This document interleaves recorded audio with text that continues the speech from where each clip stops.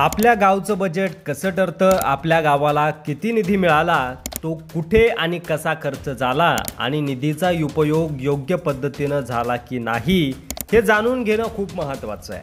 ग्रामपंचायतीच्या निवडणुका लागल्या की गावच्या विकासावर चर्चा होते, पण गावच्या विकासासाठी पैसा कुठून येतो, बजेट कसं ठरतं आणि ग्रामपंचायतीने मिळवलेला निधी योग्य ठिकाणी खर्च केला का, हाच पैसा काही वेळा परत का जातो, या सगळ्या प्रश्नांची उत्तरं आजच्या या व्हिडिओमध्ये आपण जाणून घेणार आहोत। गावचं बजेट कसं ठरतं, तर ग्रामपंचायतीचं बजेट ठरवण्याची प्रक्रिया ऑक्टोबर-नोव्हेंबर महिन्यात सुरू होते। ग्राम विकास समिती गावच्या गरजा ठरवते, जसं की आरोग्य, शिक्षण, रस्ते, पाणी पुरवठा आणि इतर विकास कामं। यानुसार अंदाजपत्रक तयार करून ते पंचायत समितीकडे पाठवलं जातं आणि 31 डिसेंबर पूर्वी ही माहिती राज्य सरकारपर्यंत पोहोचवणं गरजेचं असतं। त्यानंतर गावाला किती निधी मिळतो, तर गावासाठी निधी वेगवेगळ्या योजनांमधून मिळत असतो। सध्या केंद्र आणि राज्य सरकार मिळून एकूण 1140हून अधिक योजना राबवत आहेत। केंद्राच्या योजनांसाठी 60% केंद्र सरकार आणि 40% राज्य सरकार निधी देतं, तर राज्य सरकारच्या योजनांसाठी संपूर्ण निधी राज्य सरकार देत असतं। 15व्या वित्त आयोगानुसार सरकार गावातील प्रति माणशी 957 रुपये प्रति वर्ष खर्च करतं। 14व्या वित्त आयोगात ही रक्कम 488 रुपये होती। यातला 50% निधी पाणी पुरवठा आणि स्वच्छतेसाठी, तर उर्वरित 50% निधी इतर कामांसाठी वापरण्यास सांगितलं जातं। आता निधीचा उपयोग कसा केला जातो, तर पूर्वी 14व्या वित्त आयोगाच्या निधीत 25% पैसा मानव विकासासाठी, 25% कौशल्य विकासासाठी, 25% केंद्र व राज्य सरकारच्या योजनांच्या समन्वयासाठी आणि 25% पायाभूत सुविधांसाठी वाटप करावा लागत असे।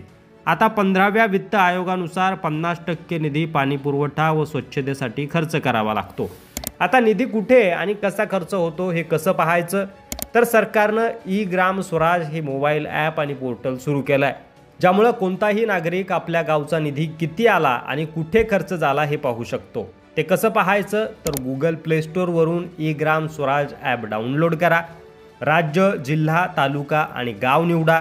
त्यानंतर तुम्हाला 3 पर्याय दिसतील, ER डिटेल्स, अप्रूव्ह ॲक्टिव्हिटीज आणि फायनान्शियल प्रोग्रेस।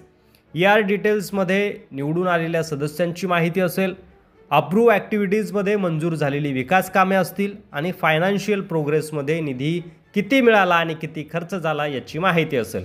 यातून तुम्ही गावासाठी किती निधी आला आणि किती खर्च झाला, किती निधी वाया गेला हे पाहू शकता। आता तुम्हाला प्रश्न पडला असेल की निधी परत का जातो।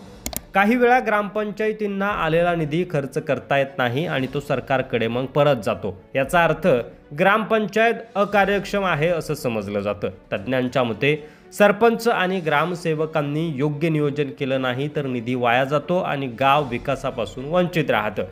गावाच्या विकासासाठी ग्रामपंचायत कशी काम करते, किती निधी मिळतो आणि कुठे खर्च होतो हे माहिती असणं गरजेचं आहे। जर निधीचा गैरवापर झाला किंवा खर्च होण्यास विलंब झाला तर नागरिकांनी ग्रामसभेत जाऊन प्रश्न विचारले पाहिजेत, कारण विकास हा लोकांच्या सहभागातूनच शक्य आहे।